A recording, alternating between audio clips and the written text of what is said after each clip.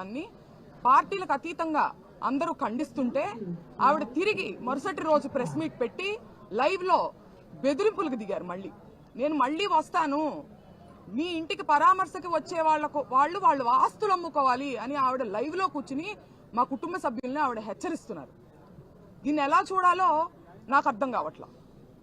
ఒక పక్కనేమో నేను సారీ అడగడానికే వచ్చానని చెప్తున్నారు, ఒక పక్కనేమో పరామర్శ అనే పదాన్ని ఉపయోగిస్తున్నారు. అంటే సారీ అడగడానికి వస్తే పరామర్శ ఎందుకు ఉంటుందండి? అంటే మీరు ఇండైరెక్ట్ గా మళ్ళీ దాడి చేస్తాను అని చెప్పి మీరు హెచ్చరిస్తున్నారు మమ్మల్ని.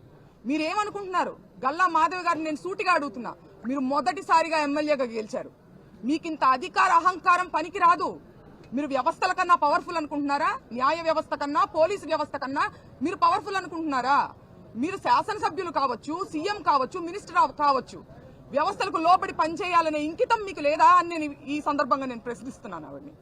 అలాగే పెమ్మసాని గారు, ఆయన చాలా చదువుకొని దేశ విదేశాలు తిరిగి ఆయన తిరిగి రాజకీయాల్లోకి వస్తున్నారు అంటే నిజంగా పార్టీలకు అతీతంగా ఒక ఎడ్యుకేటెడ్ పర్సన్ గా ఆయన ఏదో ఇక్కడ ఉన్నటువంటి బురద రాజకీయాల్ని ప్రక్షాళన చేస్తారని నేను అనుకుంటే, జనం కూడా అనుకుంటే ఆయన ఇక్కడ ఉన్నటువంటి బురద రాజకీయాలను ఇంకా భ్రష్టు పట్టించే విధంగా ఆయన ఆలోచన విధానం ఉండడం చాలా దురదృష్టంగా నేను భావిస్తున్నాను.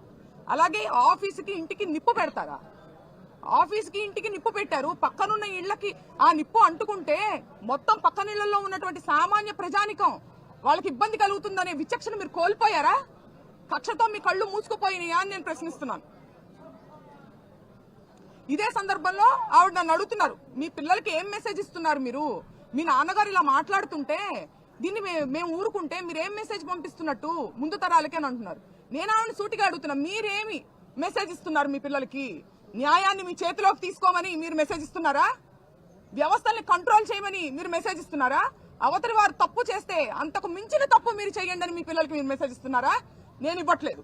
న్యాయం ఒకటి ఉంటుంది, దాని పని చేసుకుపోతుంది, మనం వ్యవస్థలకి లోబడి మనం ఉండాలి అనే నేను మెసేజ్ ఇస్తున్నా. ఏ చట్టం చెప్పిందమ్మా రాళ్లు కర్రలు తీసుకుని ఇంటి మీదకి వచ్చి సారీ అడగమని ఏ చట్టం చెప్పిందో ఆవిడ నాకు తెలియజేయాలి, నేను తెలుసుకుంటాను.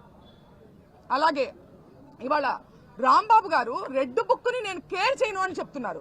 అలాంటి మనిషి లా అండ్ ఆర్డర్ కి రెస్పెక్ట్ ఇచ్చి ఆయన వల్ల తప్పు జరిగినప్పుడు వచ్చి సారీ చెప్పారు.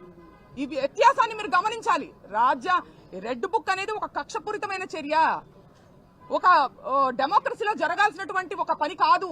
కాబట్టి ఆయన దాన్ని ఎదిరించి ధైర్యంగా నిలబడి, ఒక పక్కనేమో ఆయన వల్ల తప్పు జరిగినప్పుడు జెంటిల్మెన్ గా ఆయన వచ్చి సారీ చెప్పడం జరిగింది. అయినా కూడా దాడి చేశారు. కానీ నేను చెప్తున్నాను, ఇవాళ అంబటి రాంబాబు గారు 2000 మంది చుట్టుముట్టిన ఇంటిని లోపల కూర్చుని ఒక్కళ్లే రాళ్లు రువ్వుతున్నా, కత్తులు దూస్తున్నా, గుణపాలు గోడల్లో నుంచి దిగుతున్నా ధైర్యంగా కూర్చున్నారు.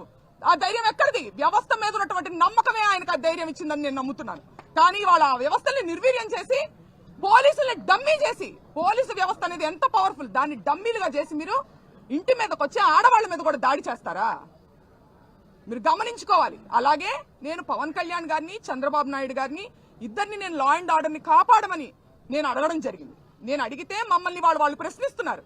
పవన్ కళ్యాణ్ గారు మీరు ఇప్పుడు గుర్తొచ్చారా, మీకు ఇప్పుడు గుర్తొచ్చారా అని మమ్మల్ని ప్రశ్నిస్తున్నారు. నేను వాళ్ళని సూటిగా అడుగుతున్నా, పవన్ కళ్యాణ్ గారిని తల్లిని తిట్టి మీరు ఓట్ల కోసం వచ్చేసరికి మీకు పవన్ కళ్యాణ్ గుర్తు రావచ్చునా? మాకు మటుకు లా అండ్ ఆర్డర్ ని కాపాడడానికి పవన్ కళ్యాణ్ గారు డిప్యూటీ సీఎం గా ఉన్నప్పుడు మేము అడగకూడదు ఆయన్ని? ఇదే న్యాయం అని నేను అడుగుతున్నా. నన్ను ప్రశ్నించే వాళ్ళందరినీ నేను అడుగుతున్నాను. మీరు పవన్ కళ్యాణ్ తిట్టినటువంటి వ్యక్తులని వాటేసుకుని మీరు నన్ను ఈ ప్రశ్న అందిస్తున్నారని సంధిస్తున్నారు ఈ ప్రశ్న నాకు. నేను నా పర్సనల్ రికమెండేషన్ కోసమో ఏదో ఫ్యామిలీ రికమెండేషన్ కోసమో నేను ఆయన అడగలేదండి.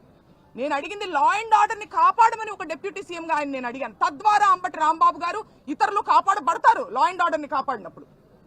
దీన్ని మీరు ఒకసారి మీరు ఆలోచించుకోవాలి. మీ మనస్సాక్షికి దీన్ని వదిలేస్తున్నాం. అలాగే ఈ సందర్భంగా మా కోసం ఈ కష్టకాలంలో మాకు సపోర్ట్ గా ఉండడం కోసం, మాకు ధైర్యాన్ని ఇవ్వడం కోసం తరలి వచ్చిన మా అన్నలకి, తమ్ముళ్ళకి అందరికీ నేను ఎప్పటికీ రుణపడి ఉంటానని, మా కుటుంబం ఎప్పటికీ రుణపడి ఉంటుందని తెలియజేసుకుంటున్నాను. కృతజ్ఞతలు. Like, subscribe and follow at Ambati Rambabu Official for truth and clarity in today's politics.